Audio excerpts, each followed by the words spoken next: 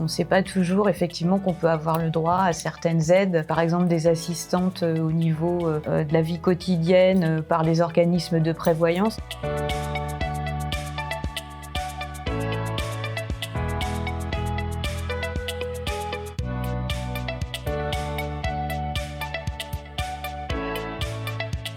Ce qui était important surtout, c'était pour moi de retrouver du travail. Parce qu'au bout de 2 ans, voire 3 ans d'arrêt de travail, il était important pour moi de retrouver une activité. Benoît était en traitement, effectivement, je me suis occupée de toute cette partie un petit peu administrative de gestion de son dossier. Pour les personnes en arrêt maladie, en fonction de leur situation, il faut qu'ils prennent contact avec une assistante sociale auprès de l'assurance maladie, puisque en fait on peut solliciter différentes institutions. Dans un premier temps, il y a tout ce qui est CPAM, CAF, CARSAT. Après, on peut solliciter une demande de prestation de compensation du handicap auprès de la MDPH. Et en dernier lieu, au cas par cas et avec une évaluation sociale, on peut solliciter tout ce qui est association, notamment la Ligue contre le cancer ou autre.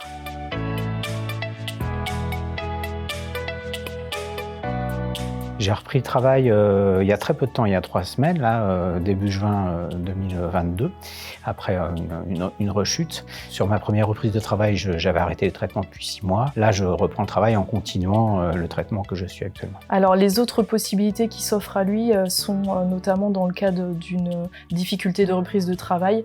C'est notamment de prendre rendez-vous auprès de l'assurance maladie, voir les possibilités et les orientations possibles par rapport à ces difficultés de santé. Dans un deuxième temps, prendre rendez-vous auprès de la médecine du travail, qu'elle puisse évaluer les capacités de travail de la personne. Il y a la possibilité aussi de faire une demande auprès de la MDPH, notamment la reconnaissance de la qualité de travailleur handicapé, qui permet des fois le maintien dans l'emploi ou au contraire de l'accompagner sur une reconversion professionnelle.